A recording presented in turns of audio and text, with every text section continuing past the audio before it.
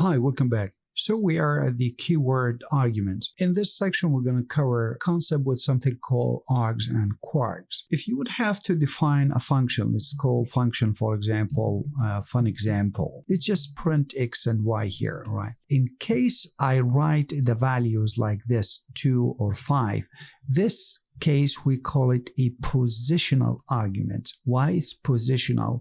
Because by default interpreter of Python will follow the sequence. In this case, we'll take the first positional and assign it by default to the first argument you assign the function, in this case x, and 5 would be assigned as second positional to y. However, if I would have to do this one more time, I'm going to assign to x the value, for example, of 2 one more time, and to y, in this case, once again, the value of 10. Now, when we print, get the exact same result as we expect. If I would have to change places, print, once again, nothing has changed. Why? Because I explicitly called on the keyword argument.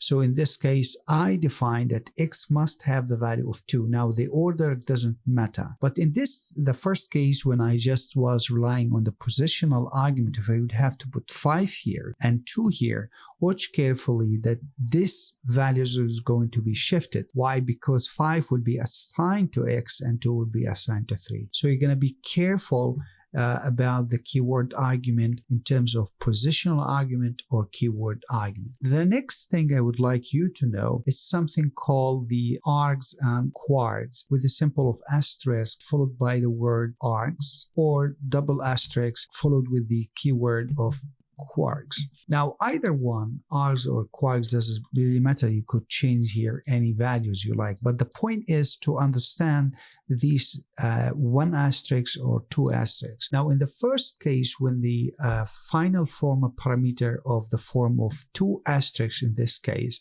is present, it receives a dictionary. Now, later we're going to discuss actually the type of dictionary in the following sections, but as we explained before, a dictionary basically key and a value. In the case of 1 asterisk, it's going to receive a tuple. It has the form of the list, just like so, but this is immutable. We're going to again discuss about it in the following sections. Let me show you exactly what that is. Say x and then args and kwargs. We're gonna loop over the args because we said this is in the form of a tuple, just like a list. So for example, let's say arg in the args.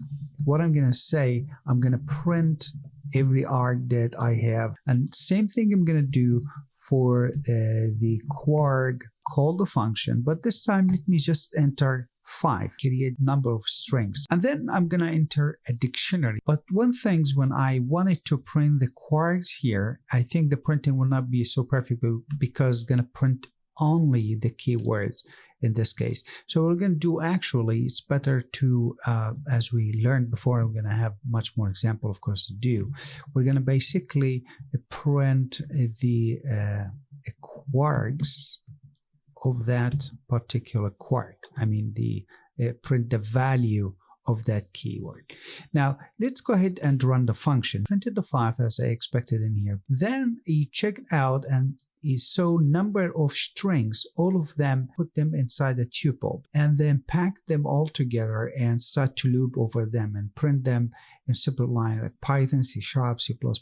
Finally, he found as well, I am passing to him a dictionary, printed the key and the value of that dictionary. That was all. Next, we will be discussing the arbitrary argument list. I will see you then.